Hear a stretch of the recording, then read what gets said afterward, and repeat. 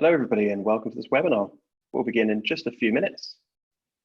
So in a few minutes' time, we'll just let some other people join. Thank you.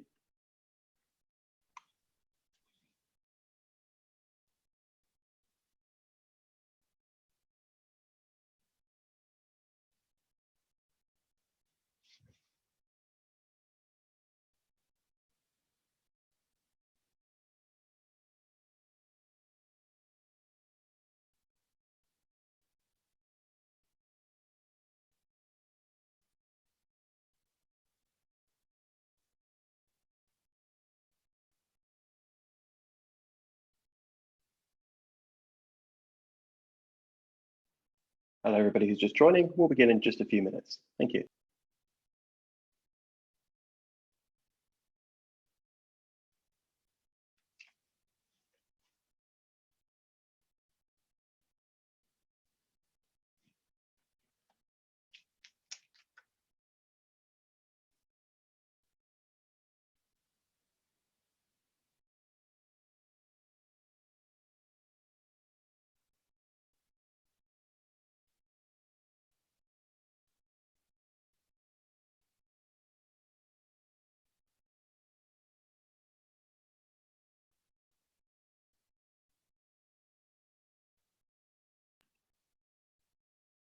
Hello, everyone who's just joining. Just a couple more minutes. Thank you.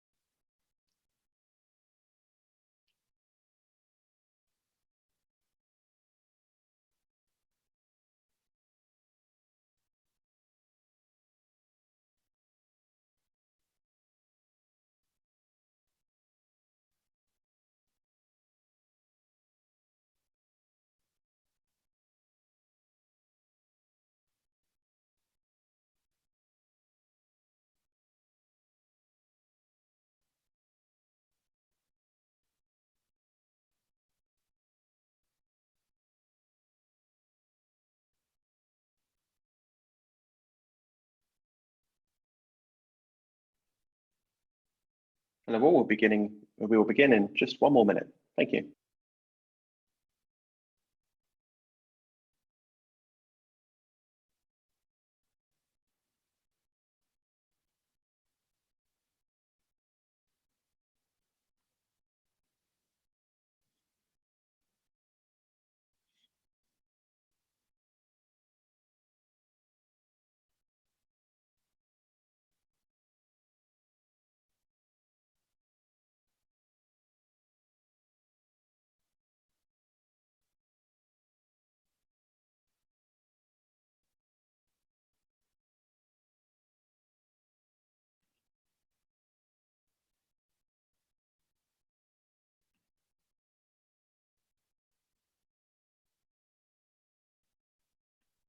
Okay, thank you all.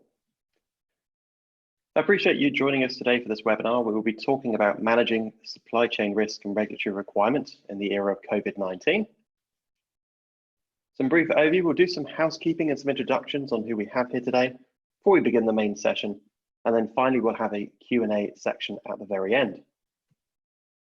The format today is that we have a guest speaker who will be talking through his experiences and thoughts on the matter. We expect this to run for roughly 40-45 minutes or so, after which we'll have a 15-minute Q&A section.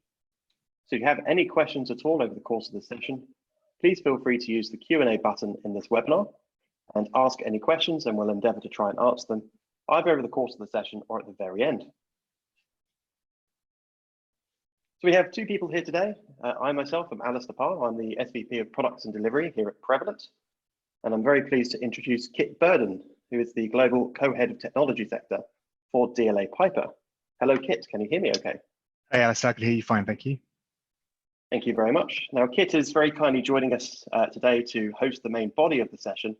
We're delighted to have Kit with us. Kit, I don't know if you'd be happy to just give us a bit of your background for a couple of minutes, if that's okay.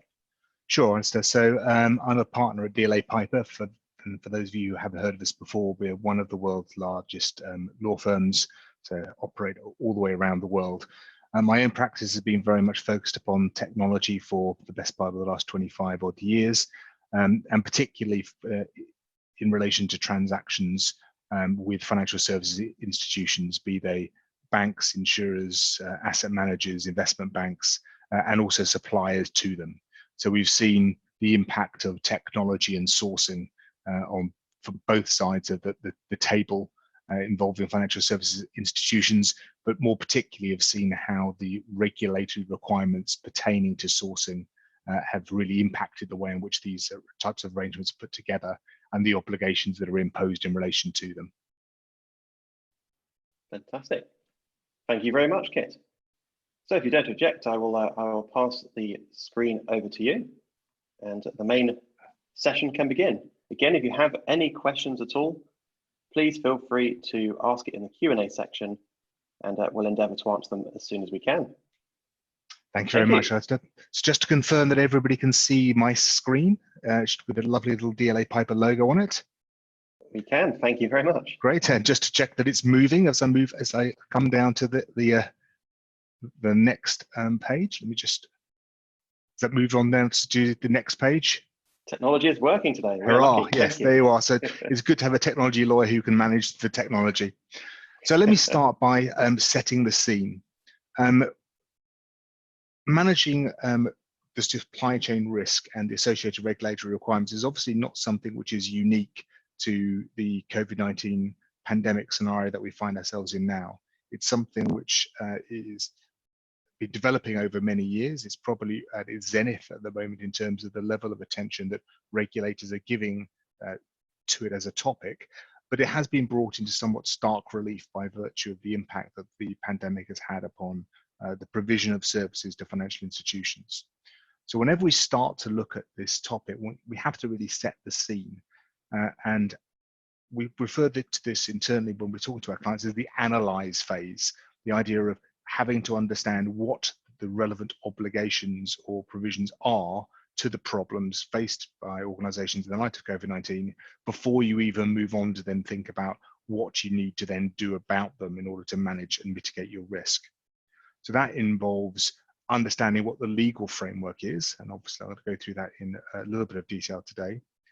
Ascertaining what the contractual provisions relevant to it are, because it's one thing to know what the law would ordinarily provide, but there's always the possibility that something different or additional has been set out in the relevant contracts. Given the fact that there is a very large volume of contracts that may be impacted for any financial institution, there is an inevitable need to undertake some kind of triage in order to prioritize which ones are going to be reviewed in detail and addressed first. And overshadowing all of this is thinking, what do we need to do to keep the regulators happy in the background? Because it will serve you ill to have dealt successfully with your supply chain, only to find that the regulators aren't happy with the way in which you've done it. So I'm going to talk, before we get into the legal analysis, a little bit about what the actual impact is upon the services. And many of you on the call have your own experiences in this regard, but I'll share some thoughts based on what we have seen across our wider client base. So the top of the tree, and perhaps the most extreme scenario, is a supplier who is simply not able to perform. They cannot provide the services anymore. I think it's true to say that the incidence of this particular scenario is mercifully rare. There aren't too many instances of a supplier who simply has had to say, I cannot do anything of what you have asked me to do in the contract, leaving the institution then pretty much high and dry in terms of whatever it was that that third party was doing in the past. Far more common is a situation where the supplier may be able to do what it was contracted to do, but not in full compliance.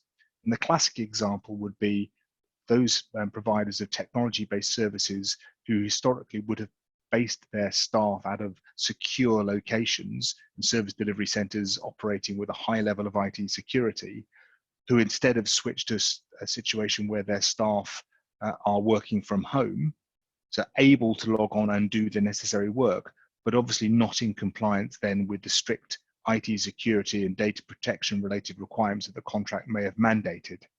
So they can still perform, but there is an additional level of risk which is associated with it. And what we have seen is many service providers who, in conjunction with telling their customers that they're able to move to a working from home model, have nonetheless simultaneously also asked for contractual exemptions and relief from the liabilities associated with those provisions, which they say they can no longer comply with in full.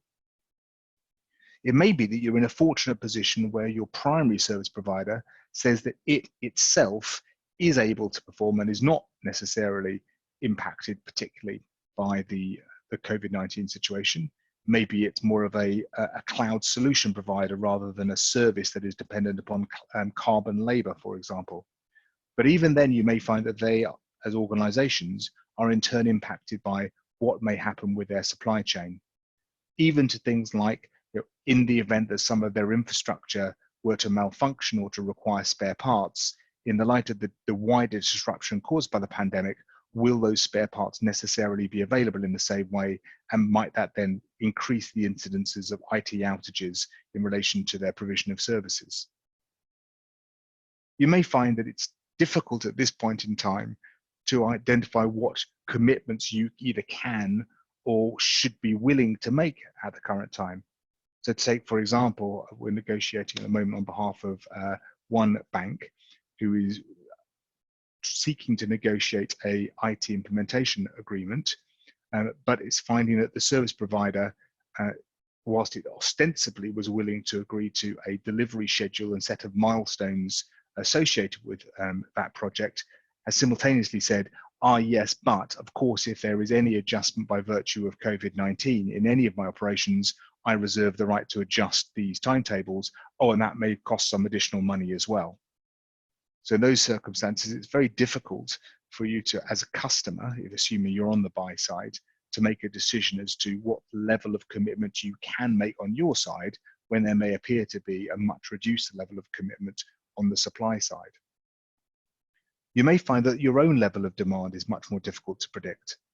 It may be significantly higher, it could be significantly lower. So for example, for financial services, many organizations will have found that their demand for call center staff has gone up through the roof, as many customers have had to get in contact with the bank far more frequently than would historically have been the case to discuss such things as mortgage payment holidays or loans or other arrangements to get them through financial hardship caused by them going on furlough or losing their jobs. Other levels of demand, however, may reduce dramatically. It may well be that the levels of some types of transactions reduce, and if then there was a service contract was associated with that level of demand, that service may no longer be required either to the same level or at all. Now that may have significant commercial considerations in the event that the contract which related to those services was more on a fixed basis rather than one that fluctuated in line with the levels of actual demand. And we shouldn't lose sight of the fact that this isn't an issue which affects solely the service providers. It could be that the financial institution itself is the party that's impacted by the force majeure events. To take a rather simple example, it could well be that you had a contract which required you to enable a service provider to access a branch or an office, but you're then simply unable to do so because the lockdown requirements have come into effect and you're not able to provide any third party with access to those buildings anymore. So again, we have at least one example of a bank facing this situation in the context of a network transformation deal that it was engaged in, where it's simply not able to allow the supplier into its relevant premises to perform some of the necessary physical work which is associated with that transformation program. So all these are possible impacts arising from COVID-19, and whilst none of them are necessarily unique to COVID-19, we can clearly see that it's had a more severe and short-term impact. Let's move on then to perhaps the legal background. So what does the law provide in relation to these types of situations? What kinds of relief might one get? Well, we start with a basic principle, and I promise this is the only Latin that will be used by me during today's presentation, notwithstanding the reputation which lawyers have. The starting principle is pacta sunt servanda, which is that, in simple terms, if you've made a deal, you're supposed to keep to it. So the court's starting principle is, if there is a contract and it has an obligation, you've got to do what it says, and if you don't, you are liable for failing to do so. Now that is obviously quite a bold statement, and not surprisingly, therefore, as the law has developed over the years, some exceptions to that principle have developed. And the concepts, as some of you, at least on the call, will have heard of force majeure, hardship, and frustration then come into play. And I'm going to describe each of these in a little bit of detail. So starting firstly with force majeure, if I can go back a screen. When we have an event of force majeure, you have to consider the facts. This is very much a fact-based consideration. So what has actually arisen? Is it a force majeure event? And whilst people may just assume, well, because this COVID-19 pandemic is so serious, surely it must be force majeure, something which is going to grant contractual relief, it is not in actual fact so obvious. Force majeure as a concept is not something that exists under English law on a statutory basis. It's something that is purely a creature of contract. And therefore, the definition of what is force majeure is going to be determined by what the contract says it is. It could be that you have a contract which is drafted very broadly and talks about events beyond the reasonable control of either of the parties. And that would probably be its broadest formulation. But many contracts take a different approach and have exhaustive lists of what will or will not constitute a force majeure event. So it may be a list such as fire, explosion, war, civil disorder, earthquake, and the like. In those circumstances, if pandemic is not included in the list, it may not even qualify as a force majeure event in the first place. It's also worth pointing out that something becoming more difficult or more expensive to perform doesn't mean that it is impossible to perform. That's a very important consideration for you to bear in mind when you're having the discussions about this. You need to consider who is actually seeking relief. So is it the financial institution because it is unable to perform, or is it the case that the service provider is the one who is asking for relief?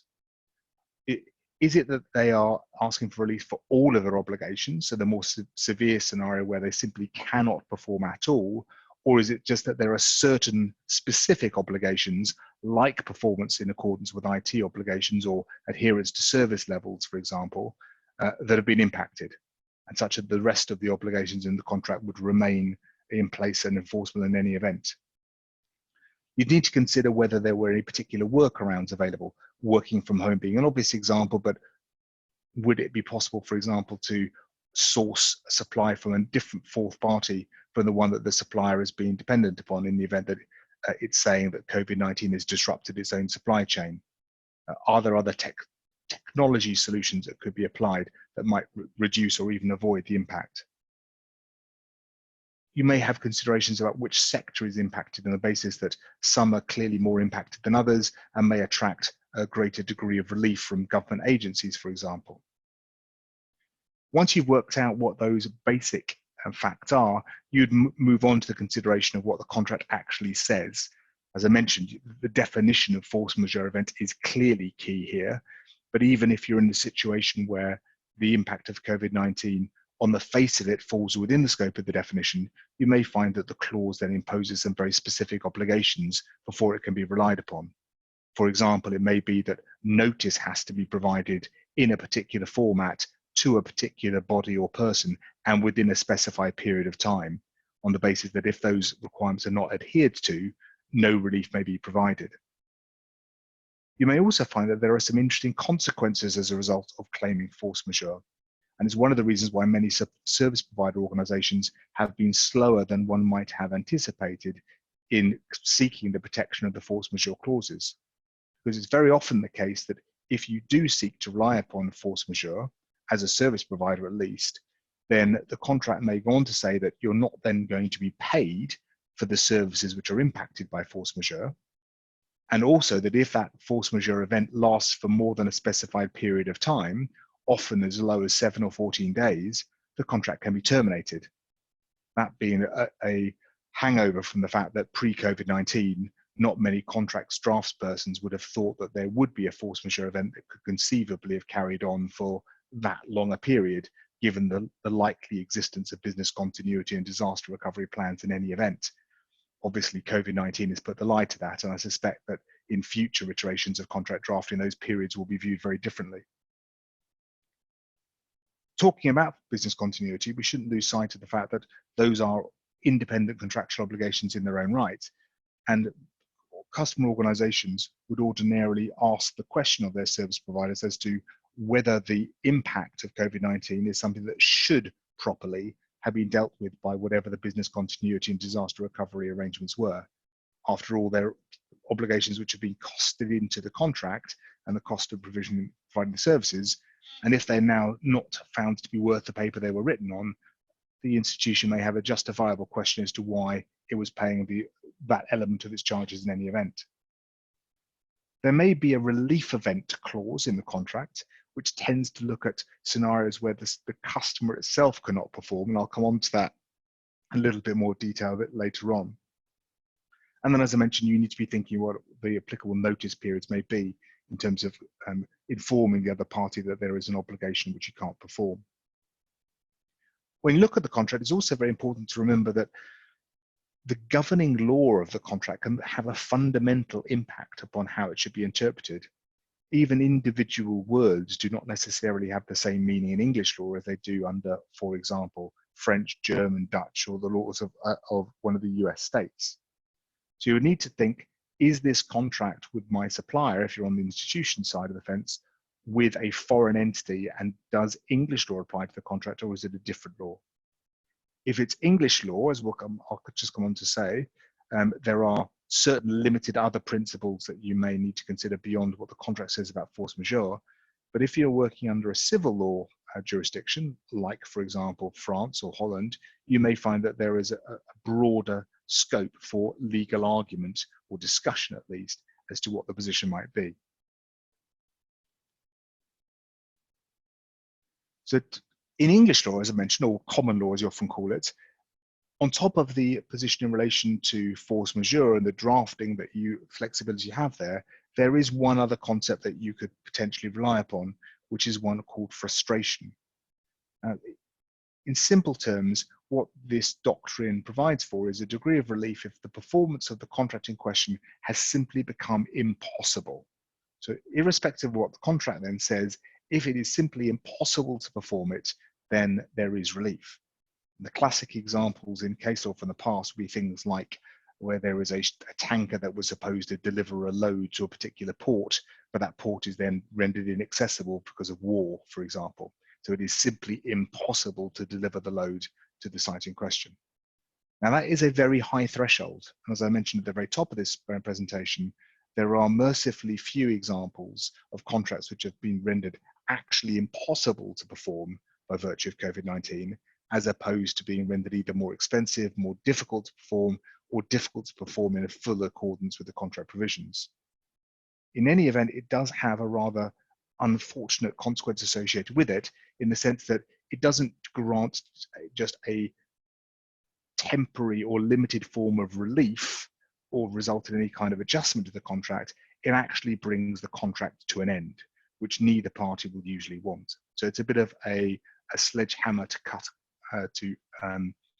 crack a nut from that point of view. So the force majeure right, if you've got it in the contract, is far more flexible, and you may have links to its duration, you may have links to termination rights, as I've mentioned before, but it's likely to be better suited to your requirements. If you were working with a civil law contract, there are certain other principles which will apply, which provide a greater degree of relief. And in very simple terms, these abuse of right, good faith, hardship, frustration, and so on, all work on a similar kind of theme. And it's a theme which says, in the event that there is an unexpected event which causes hardship that neither party had anticipated at the time the contract was formed, you should get together and have a good faith negotiation about it. Now, that is what the lawyers would call an agreement to agree, and it's very difficult to enforce any particular outcome on that basis. But it does at least say that you're supposed to be getting together to negotiate. So many service providers for institutions on mainland Europe, for example, will be kicking off those types of discussions. And the moment you start having negotiations, then there's the possibility of them broadening out into other commercial considerations about adjustments to payment regimes, adjustment to volume commitments. Therefore, whether there is some other kind of commercial solution that could be reached, which would make either party feel a little bit better about the overall situation.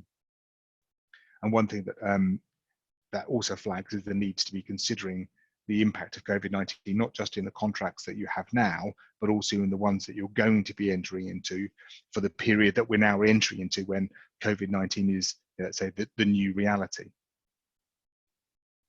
A few other things to consider on the contract before we move on to look at some of the other issues. I mentioned relief events as the clause which you frequently see in larger scale sourcing engagements, which provides that the supplier can obtain relief from any non-performance of its obligations where it is the customer, so the bank or insurer itself, who's breached its obligations and caused that non-performance. In those circumstances, there are again usually requirements as to process and notice that have to be followed, but a supplier will then get relief and frequently will be entitled to claim additional costs to the extent that it's incurred them as a result of such failure. The question then for the customer is, given that they obviously won't want to pay those costs and the bank and the institution will feel that it's not their fault that they can't perform, can they then, instead of being stuck with the relief event clause, themselves claim that the only reason they didn't perform was by virtue of force majeure, and therefore it's the force majeure clause that should apply, and they should then also therefore be relieved from any obligation to pay the supplier's increased costs. As part of business continuity, you will frequently see a provision which we refer to as a step-in right, which is usually a temporary ability for the institution in question to take back control of the provision of the services or an element of them where it is able to do so and the service provider is not. And the aim here obviously is to maintain continuity of service and in particular continuity of performance with the regulatory obligations where you're able to do that. You would need to carefully consider the triggers for that right, as would be set out in the contract, because this is again a right that only exists if you've got it in the contract, to see whether the disruption caused by COVID-19 would fall within the scope of those triggers. In practice, it's quite a rare situation where you have, as an institution, the ability at short notice to take back control of a service that you've otherwise sent out to a third party in circumstances where they are themselves not able to perform. But there are limited cases where we have seen this right being exercised in the context of COVID-19. Your ultimate sanction officers think about terminating the contract. It may be through the exercise of one of those force majeure related triggers, as I mentioned earlier on, but at the very least, you may have a termination for convenience right if it's a long-term service contract, or you could even in worst case think about just paying up the service provider in order to move away to receive the relevant services from someone who is able to provide, notwithstanding the impact of COVID-19 elsewhere. At the end of the day, money is money, but continuity of service and compliance with the regulatory requirements is of more paramount importance, and therefore in extremis, this may be an option that you might need to consider.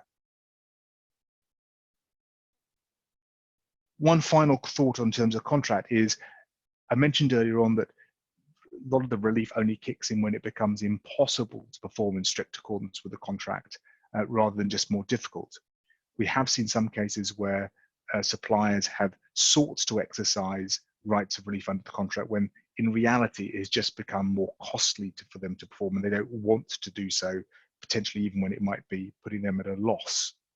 In those scenarios, it is at least arguable that there is no right for relief for the service provider at all, and that by them failing to commit to continue to provide the services, they are doing what is called a repudiation of the contract. In other words, an indication that they are not willing to abide by its terms, and that may then give rise to an immediate right of termination for the institution in question. That's a bit more of a Russian roulette type of argument to run, however, on the basis that if you were to get that wrong in the eyes of the court, then you yourselves would be the party breaching the contract if you decided to call it to a halt on that basis. So certainly more of a high risk strategy. And let's turn our mind then to the regulatory framework, because it's all very well and good to think about what the contract may have said if you'd been negotiating it purely with your own commercial interests in mind. But financial institutions work within probably what is the most highly developed regulatory framework of any sector, with possible exception of pharmaceuticals in the case of the development of drugs, but certainly in terms of managing of supply chains, definitely the most developed. And looking at the UK alone, there is a whole jigsaw puzzle of relevant contractual obligations, containing everything from the FCA Principles of Business, the more recent EBA Guidelines on Outsourcing and the PRA consultation paper, and the EIOPA guidance, which follows a very similar line in relation to insurance, which has come out even more recently. We've got the FCA's consultation paper on operational resilience, you've got the SMCR requirements, and we've got the CISC provisions insofar as they relate to contracting for services. And across all of this, it does come back to the overriding theme of how do we ensure operational resilience, so as to make sure that organizations set up their supply chains in such a way as to ensure that they will be able to continue to operate and will be able to continue to meet their regulatory requirements for the benefit both of the other participants in the overall financial services sector and ultimately for the customers. Now, within this network of obligations, we have a challenge in the sense that whilst they are broadly going down the same lines in many cases, they are not identical. Even the EIOPA and EBA guidelines, which both purport to focus upon the same thing in terms of outsourcing of services, do have differences between them in terms of the nitty-gritty detail that they contain. Then there is a question as to whether the use of cloud solutions, which is so prevalent in financial services these days, is always to be considered as a form of outsourcing or not, which is of paramount importance in the sense that the use of the word outsourcing generally brings with it a much higher degree of regulatory requirement in terms of oversight of arrangements and the type of provisions that will be included in their contracts. We have an ever increasing focus on the regulators on the issue of concentration risk in the supply chain, for which I think we could probably paraphrase concerns about the increasingly strong positions of third-party cloud providers such as AWS and Microsoft and Google, all of whom have enjoyed tremendous success in building out their service delivery capabilities, such that it's a very rare contract now, be it for any form of technology or business process service, which doesn't have them somewhere in the supply chain stack. And then we have the challenge of the ever-increasing growth of the fintech sector, who many banks and insurers think perhaps have been given a bit of a easy ride in terms of the degree of regulatory oversight that they've had, but who are creating commercial challenges, and I suspect increasingly will create some regulatory challenges for the core regulators as well. Now, if we were to try to boil these regulatory responsibilities into a few thematic topics, I think we can do so as the slide here on the screen shows. So firstly, there is IT security risk, the recognition that banks and insurers are incredibly attractive targets for cyber criminals, given the data that they have and the likelihood that it will have financial value. So not surprisingly, there is a tremendous focus upon the types of cybersecurity and data and network security measures which the institutions should be having and the degree of testing and assurance that should be going on in relation to them. Closely associated with that is the concept of the protection of data. Many of you will be familiar with GDPR and its game-changing approach to personal data in terms of the level of fines that now can be imposed for breaches of the regulations and have been imposed very rapidly after the new fines came into being. So just take an example, I think British Airways was fined 88 million for their breach, and I suspect that we're going to see even bigger fines coming about as COVID-19 plays out, given some of the challenges that is created for the protection of personal data. Got customer service very much front and center in the minds of regulators, making sure that whatever arrangements are put in place will have minimal impact upon the ability of the institution to service its customers and to provide access to products and services. Clearly, where there is the possibility of there being any impact, there is a focus on how that's going to be monitored, how it's going to be controlled, and ultimately to make sure that the banks have got sufficient remedies of whatever nature, but certainly including termination rights, in order to get out of a deal which is not supporting the functioning of the wider sector. Access to data is another key theme. I think particularly as we move into a more cloud-enabled work, and institutions do not have their own data sitting within their own premises on their own servers, the ability to get that data back and to access it on a real-time basis is absolutely fundamental.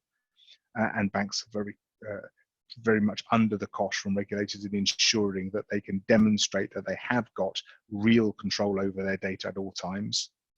And then just knowing what there is in terms of service delivery objectives. So what is it that has actually been asked for from the service provider, and making sure there are no doubts or ambiguities which may impact upon the service provision going forward.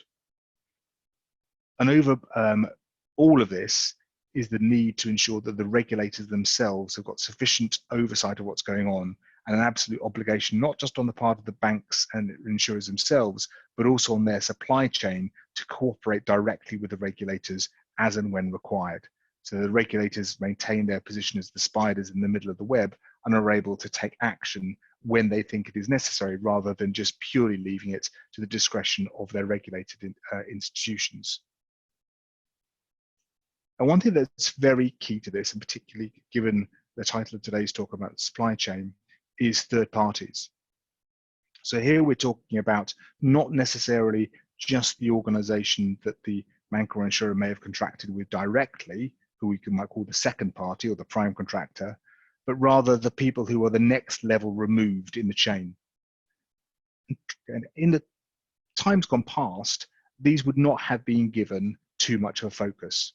In other words, the regulators, and in many cases the institutions themselves, would concentrate first and foremost on what contract terms they would put in place with the direct contractor, the second party, on the basis that if they were then taking full contractual responsibility for any subcontractors that they may thereafter engage, that's fine. We've got a clear contract, we've got obligations which have to be complied with, and then we'll just trust the prime contractor to manage its subcontractors accordingly.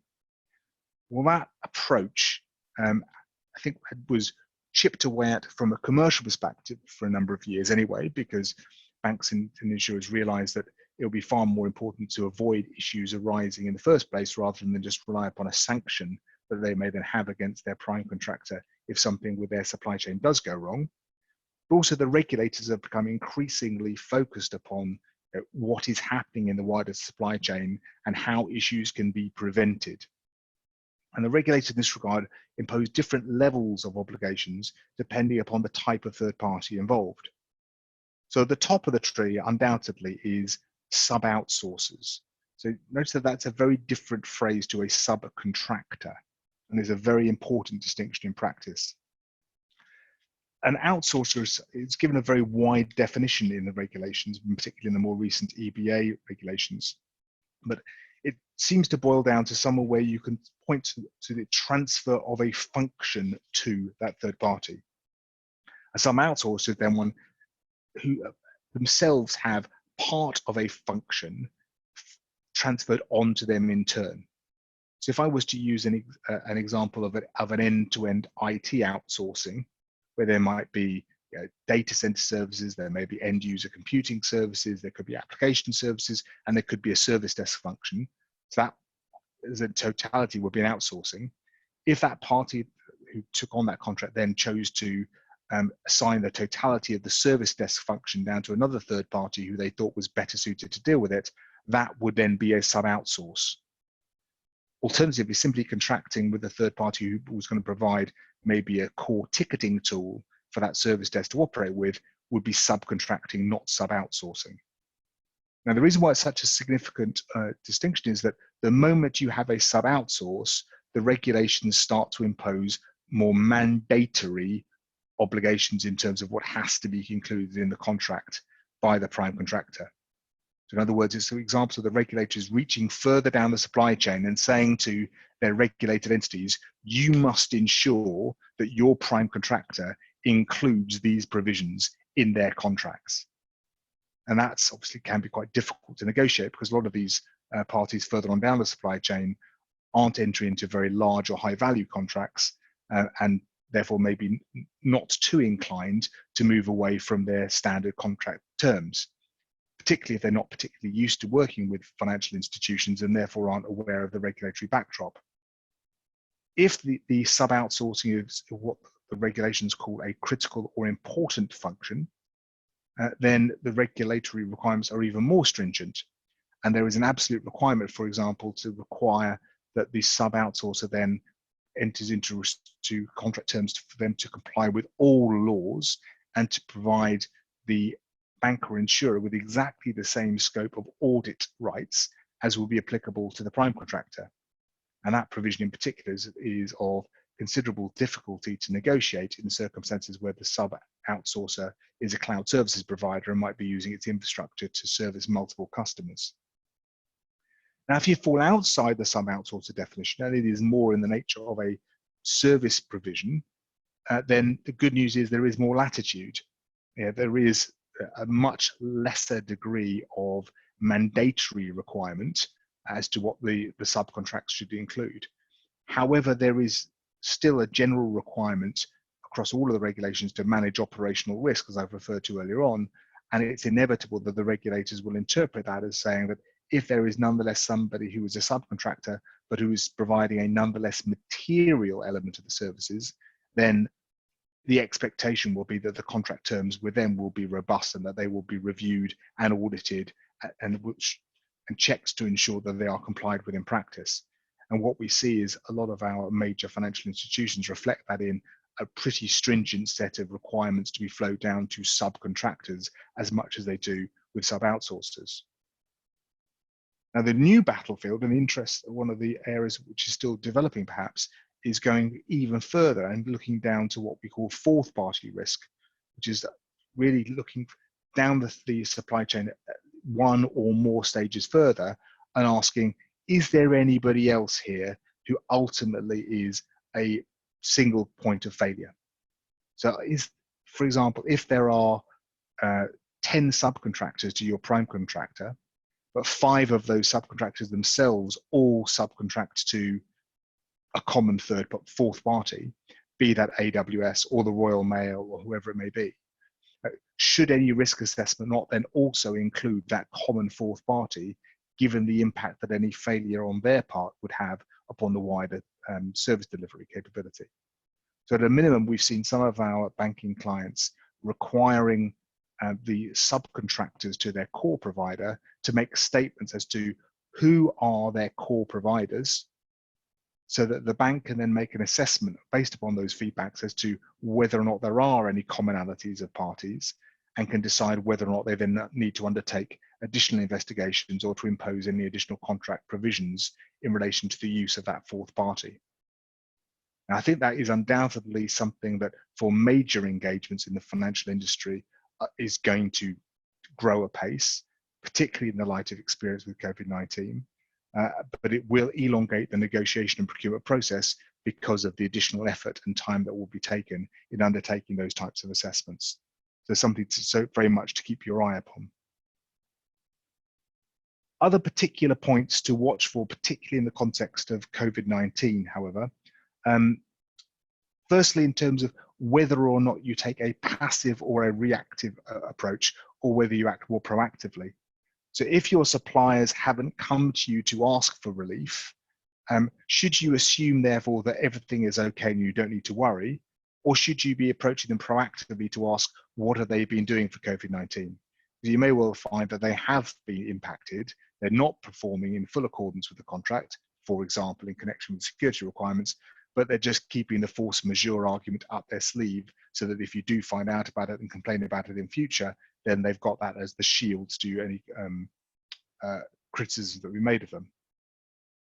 If you're in a scenario where you've discovered that there's been, God forbid, any forms of data loss as a result of the switch to home working, for example, be wary of the fact that that does trigger now ever more stringent obligations to make notifications to the ICO in the UK or other relevant regulator in any other affected jurisdiction, and failing to accord with those notification obligations can give rise to stringent fines. Have you checked the DR and BCP obligations that your service providers had in place? Are they according to them? Are you ensuring that you are being treated equally with their other customers, so that if, for example, they have a limited capacity to work on site for jurisdictions that have reopened, that you are having a fair shake of your number of supplier personnel working from that site and not having your people all left from working from home while some other clients get that preferential treatment?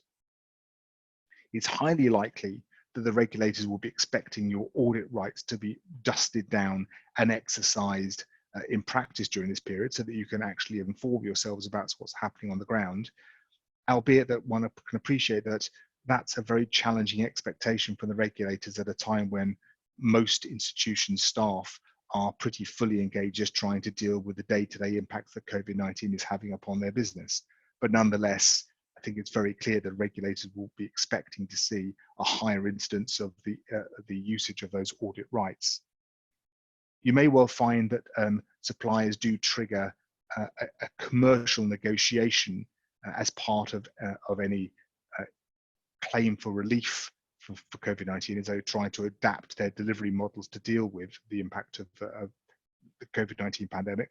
Just one warning note to sign in that regard is that the new EBA guidelines on outsourcing, although they only strictly applied to new deals formed as from September of last year, they do have effect also on any existing agreements which was supposed to be brought into compliance, as we'll see by later in 2021, but it's also triggered if the contract is renegotiated or varied. So you could unwittingly trigger a need to incorporate full EBA compliance provisions in the contract, simply by virtue of doing a commercial renegotiation in the light of COVID-19. And then finally, the issue of fourth party risk, as I've mentioned, where you can anticipate that regulators will be asking more questions as to what you're doing to address the issues of fourth parties in the supply chain. Now, the key question in all of this is whether, in the light of the impact that everybody's feeling and that the scarcer resource that it has resulted in terms of internal teams, will the regulators take a more forgiving approach, either in terms of timescales or in terms of strict compliance with their requirements? And the answer to that simply is, we don't know. I suspect that it will be something which people are going to look back at with the benefit of hindsight, but it would be a very risky approach, I think, at the moment to say, well, even though strictly speaking, we're not acting in accordance with the regulatory requirements, we can do so with some degree of confidence that the regulators won't hit us so hard because they'll understand we were acting in a time of challenge. I'm not sure that that would be at all a safe assumption to make. So finally, where do we go from here? We're obviously not out of the woods yet from COVID-19. And as I mentioned before, it's not at all clear that any of the core timescales for compliance with EBA, or for that matter, EIOPA, have changed. All we know is that the regulators have elongated the time periods for responses to some of their consultation papers, but not in relation to compliance with either the EBA or EIOPA compliance timescales, which I know many teams within financial institutions were already somewhat stretched to comply with. What you will need to therefore ensure is that any new arrangements that you are putting in place now, or which you are negotiating, will as a minimum need to address the EBA and the EIOPA compliance requirements, depending on what's applicable to you. Some of those are more organizational in terms of the need to ensure there are appropriate bodies in place, that there's a written outsourcing policy that addresses all the requirements of the guidelines, that you've got proper risk assessments been undertaken.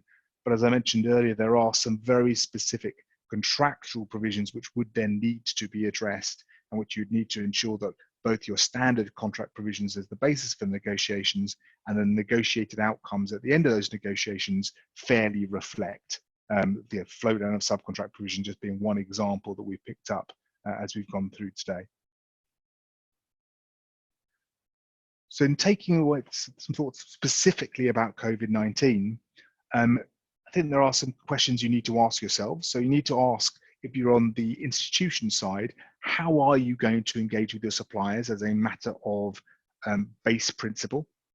So, for example, there's one of the major banks who I'd work with very closely who have very openly said that their base assumption is they want to be collaborative. So they don't want to be getting out the contract and seeing whether they've got a stick to beat the supplier with. They want to recognize the challenges that they're facing through COVID-19 and work with them collaboratively from the outset. You'll need to be making a decision as to how closely you are going to engage with your regulators. So is it going to be a, we want to speak to you as often as we can, or is it going to be we want to talk to you as little as we need to? And those are obviously two fundamental issues. From a strategy perspective, I think there will be an impact on the strategy for how you deal with your supply chains. So clearly there is a focus upon the use of technology as a solution for this in future, and the recognition that many of the impacts are being caused by dependencies upon labour arbitrage.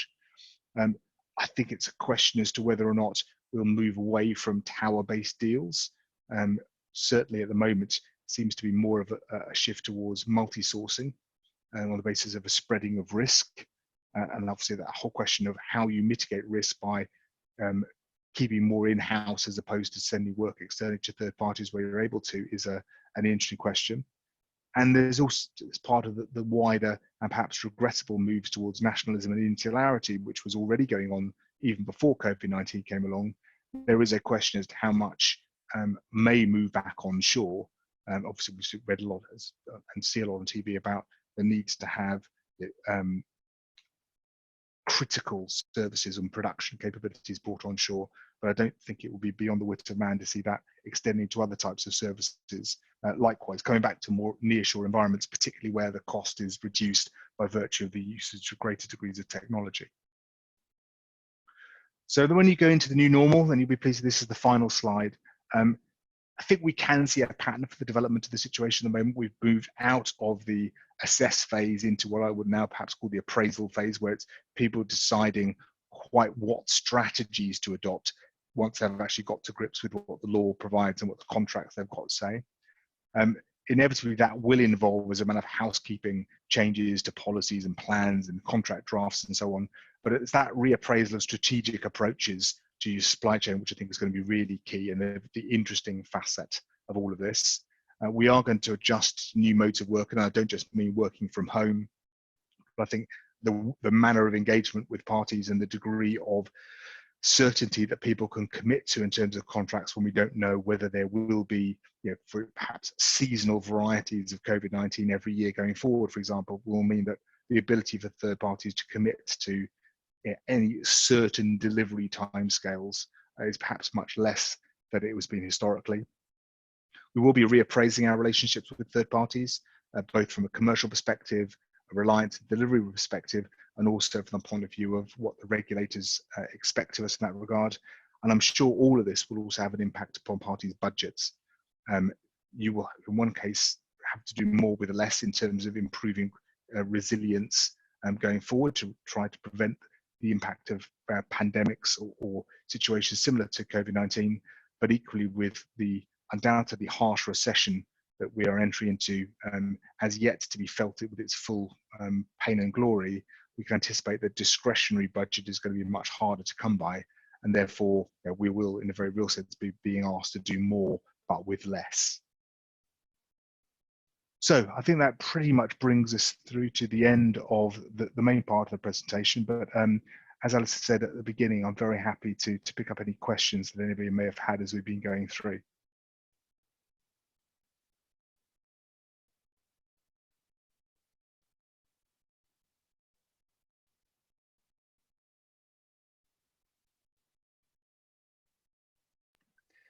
Yes, we have had a number of questions coming in now. So again, please feel free to ask any as we proceed through.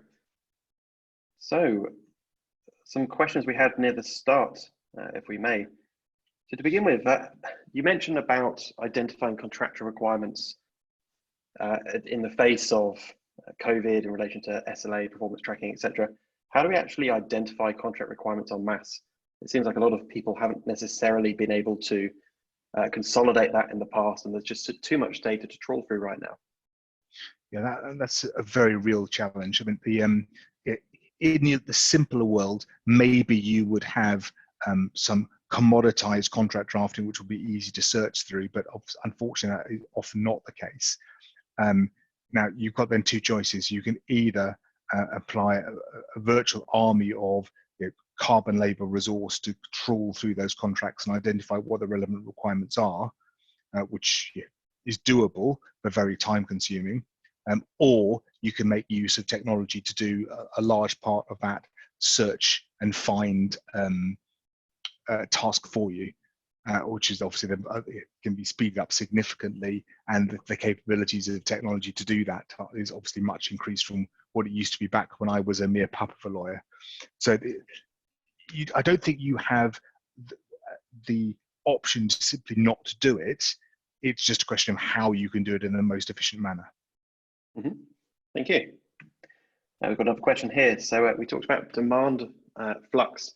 So understanding the demand that we're going to have. So it's very difficult to project based on predicted events, particularly right now. Is there any guidance or suggestions that you'd have in place on establishing demand, whether it's going to increase or decrease based on particular events? Again, it's a very good question, but unfortunately a very difficult one to answer. I think some levels of demand are unlikely to be impacted dramatically by COVID-19. So if, for example, you say, okay, well, there's a core IT service that I need to provide to my workforce, and my workforce, whilst it's working from home, actually isn't going down appreciably in the short term, well, that demand then becomes easier to predict. If, on the other hand, you've got a service which is much more based upon, for example, levels of engagement with customers or levels of activity within the wider economy, for a banking service, for example, which would be linking to back office processing of mortgage applications, well, we can readily anticipate that that is, as an activity, is going to go down to the floor, because the housing market is highly likely to contract at a rate of knots, and therefore your level of demand for people to perform that kind of back office service is going to reduce significantly. The challenge then is whether or not, from a more commercial rather than regulatory or strictly legal basis, your contract is structured in a way that enables you to flex the payments that you make in line with that drop off in demand. And sometimes there will be a level of flex, but subject to limits, such that you're left paying a fee for a service which is way in excess of what you thought you would be paying on a pure unit rate basis. In those circumstances, it's almost inevitable that you'll be triggering some form of commercial negotiation to try to mitigate the impact of that. Interesting. Thank you very much, Kit. So I've got a question here about relief events and whether there's actually any set limitations on financial consequence values at all. And the answer to that is it's purely a question of what the contract says. So from an institution's point of view, your best case is that the relief event clause is drafted which says, in a way which says the service provider or supplier will get relief from any failure on its part to perform its own obligations, but that is a sole and exclusive remedy. And that form of language, the legalese, is very important, because that then says, well, if the customer doesn't perform, the supplier then itself won't be liable for any non-performance on its part, but that's it. It won't be able to claim any additional costs. And that would be potentially a quite harsh outcome for a service provider who finds itself unable to perform and keeping staff available purely because the customer is not able to perform its part of the bargain. You do see clauses which say that the supplier is able to recover additional costs to the extent that it's not able to mitigate them, and perhaps also on the basis that if those costs are beyond a certain threshold in value, they have to be discussed and agreed with the customer. But it all depends on the contract drafting. The relief events don't exist as a matter of law. They're only a creature of what the contract is drafted to say that they are. Thank you. Got a question here saying, are you seeing examples of customers seeking COVID rebates if the supplier has furloughed its resources? Yes. So we've got lots of examples where customer organizations are looking to share pain with their service providers, but equally are looking to benefit from arrangements where the service provider on one hand is saying, I need some relief, from contractual obligations, but the customer also knows that they're getting some benefit from furlough style arrangements. So one example I can think of, actually not in the financial services world, but in the BPO world, the client in question is a big BPO customer of my client who's a service provider, and they've said, well, firstly, because of the drop on for our demand, we want you to reduce your headcount by 30%, and we don't care whether you do that by laying people off or getting them to work part-time, but we want you to do that. Second thing is, if you have got any form of state benefit for any of your staff in any of the jurisdictions which they're based, we want it.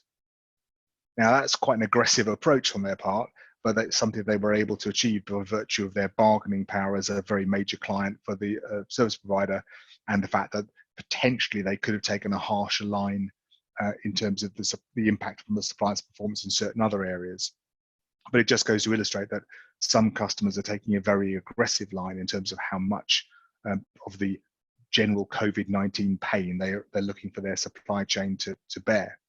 Now, by contrast, there was another retail bank, as I mentioned earlier, who deliberately have taken the exact opposite approach and saying, we want to be collaborative. Even if we could pass pain down to suppliers, we're not necessarily going to do so. And you can see that in a longer term view, that may bear fruit, because it is much more of a relationship-based approach. It kind of depends upon both what your ethos is, but also, to be blunt, on what you can afford to do. Because if you were, for example, under a lot more revenue and cost pressure yourself as an organization, then the luxury of taking that relationship-based approach may not be available to you. Very interesting.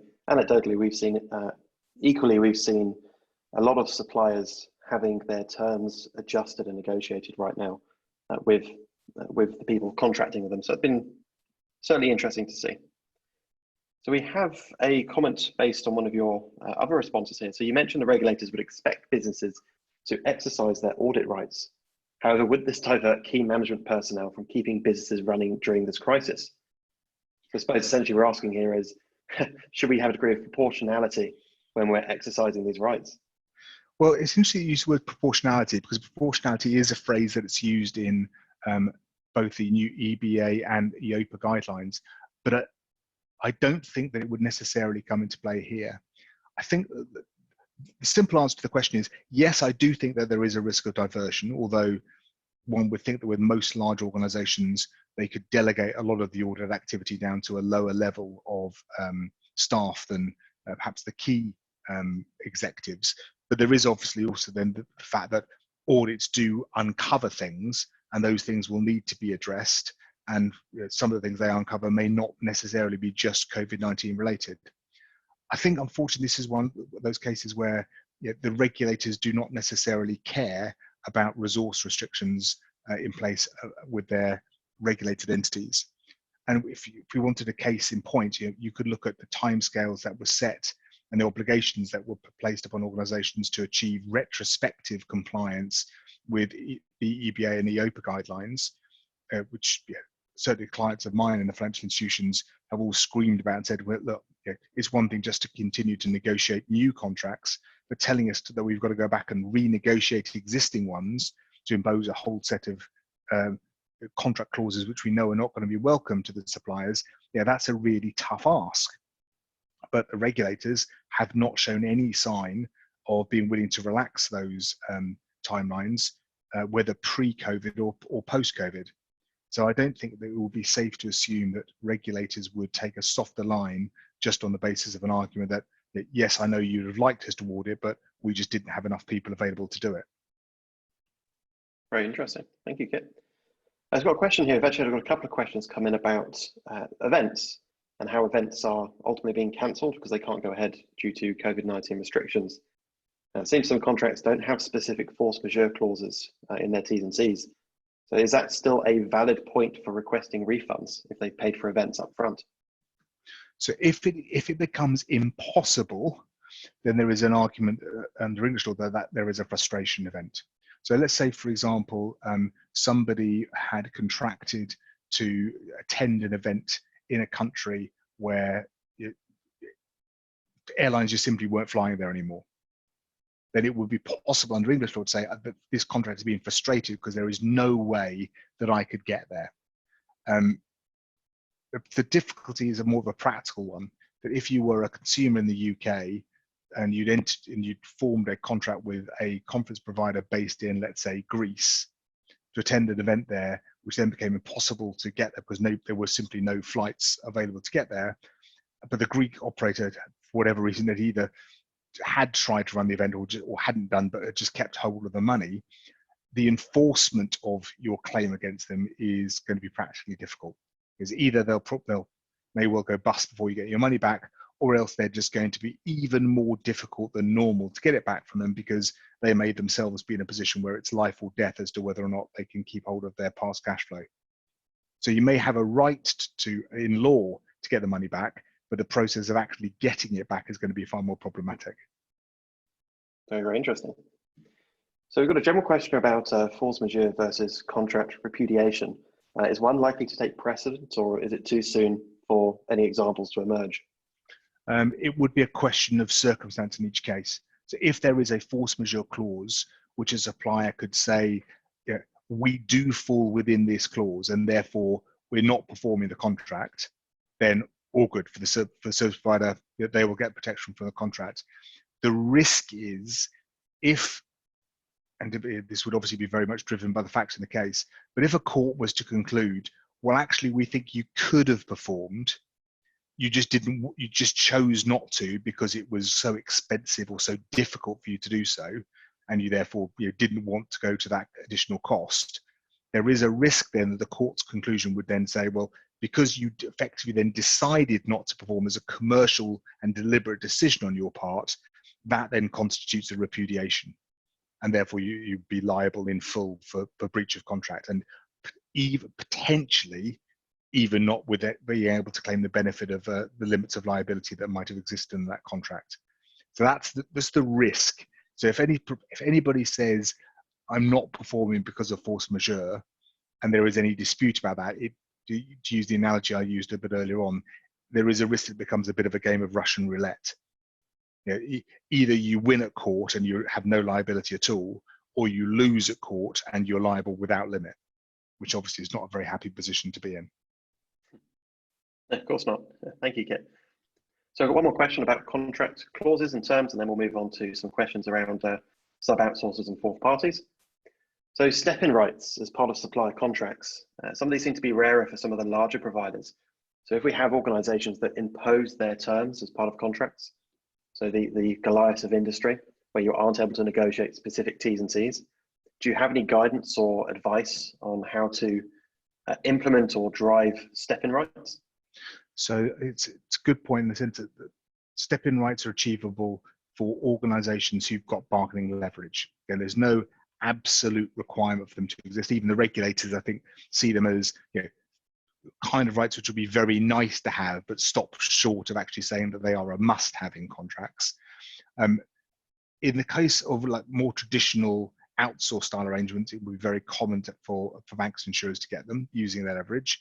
But as you move into more cloud-based engagements, it's become much more difficult, not least because the cloud providers would argue with some justification, what are you stepping into? You can't come and take partial possession of my data centers from which I'm providing the services.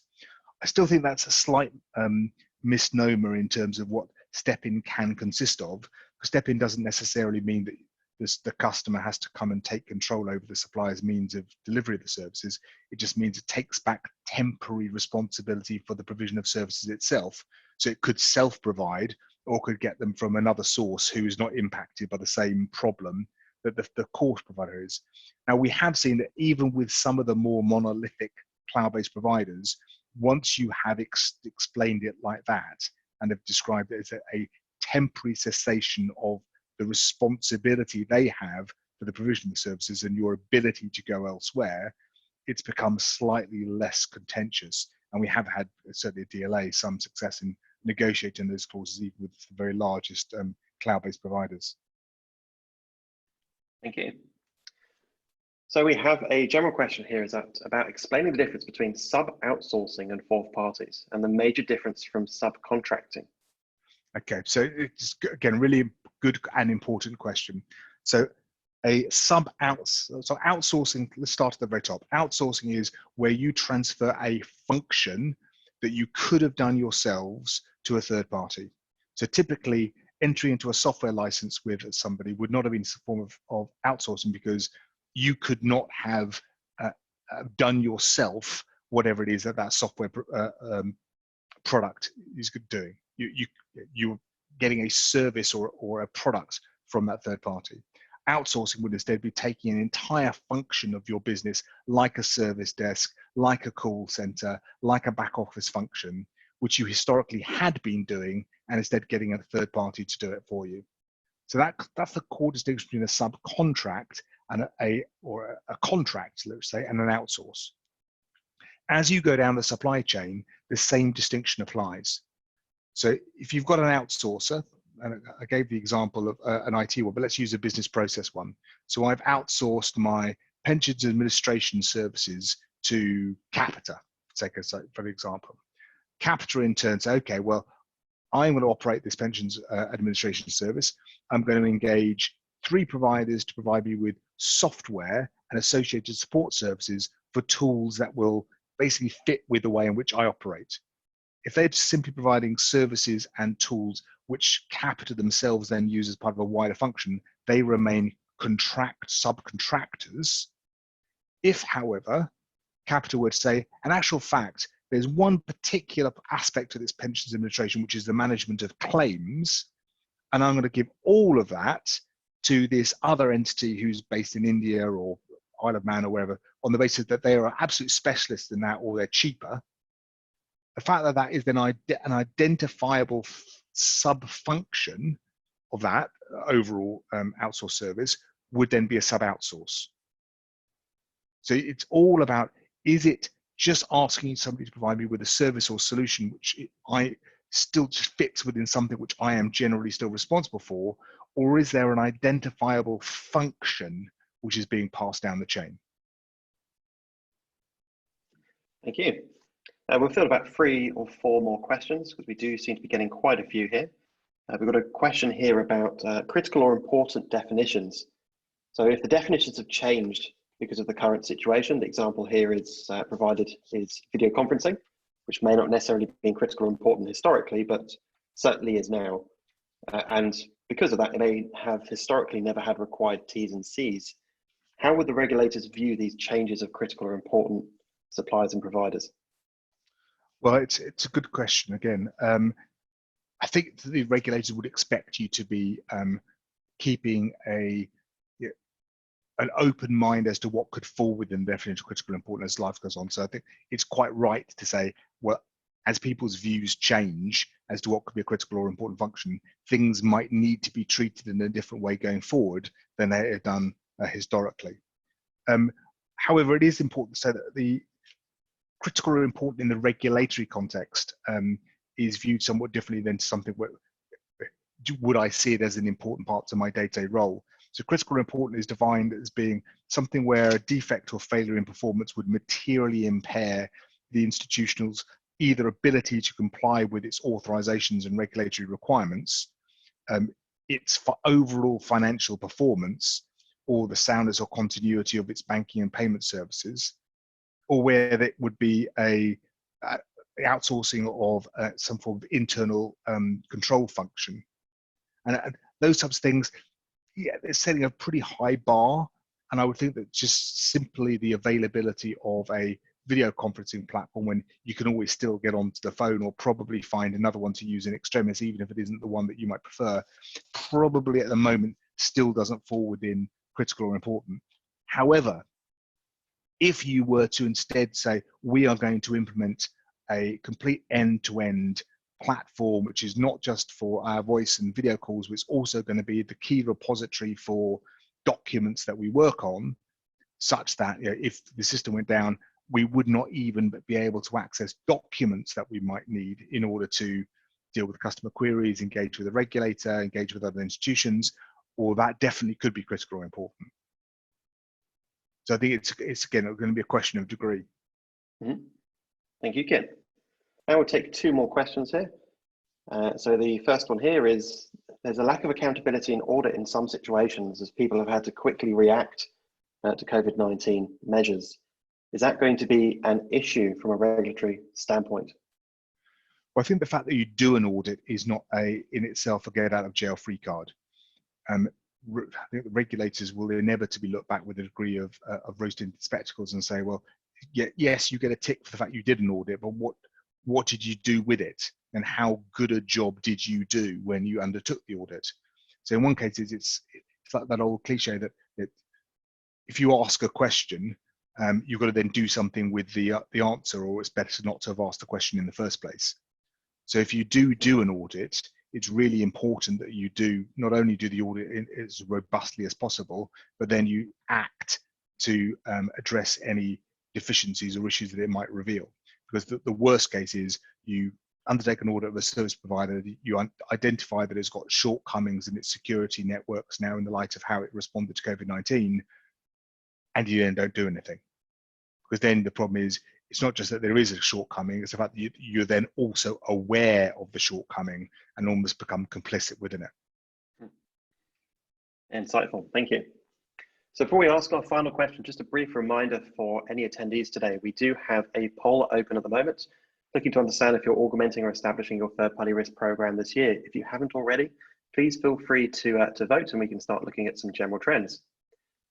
But in the meantime, our final question for you, Kit, is interestingly turning it onto our customer base themselves. So how transparent should we really be about these events and challenges we've got in the supply chain directly to our customers right now? Again, that's a very good question. There is an understandable reticence, I think, for people being entirely open, because you wouldn't want your own customers to then think that you are anything less than resilient, or that there is any risk of you running into difficulties which might, for example, impinge upon your ability to service their requirements or even return their money in worst case. So financial institutions have always been relatively slow, I think, to own up to things going wrong, and the regulators have had to be on them pretty hard to say, for example, when you have an IT outage, we want you to notify us promptly because we want the ability to enable customers to take other steps. I don't imagine that there's going to be a sudden outpouring of openness in relation to impacts that COVID-19 has had. I don't see that at the moment. I don't see it at the market. I see, anecdotally, lots of conversations about things that are going on. I also know from kind of behind the scenes with clients that we act for some of the things that are going on, but I don't see a massive sharing of information. It may well be that the position of the regulators in this regard is a favourable one, in the sense that they may well be getting insights and updates from multiple customers, which they're then able to aggregate together. Thank you very much. Very interesting. Okay, for the sake of time, we will leave it there. We do have some more questions, unfortunately, but we will not be able to get to them all. I'd like to take a moment and say thank you very, very much, Kit, for your insightfulness, and thank you for sharing your wealth of knowledge with us today. I've certainly learned a lot, and I'm sure looking at some of these comments and questions coming in, it's been certainly useful for our attendees. Okay, we're going to close the webinar now. We will send out a summary video, a recording of today, and slides may be made available shortly after as well through the marketing team. But thank you very, very much, everybody, for attending. And again, appreciate your time today, Kit. It has been most tremendously insightful. So thank you for that. No trouble at all. We'll enjoy the rest of the day, folks. Thank you. Goodbye all.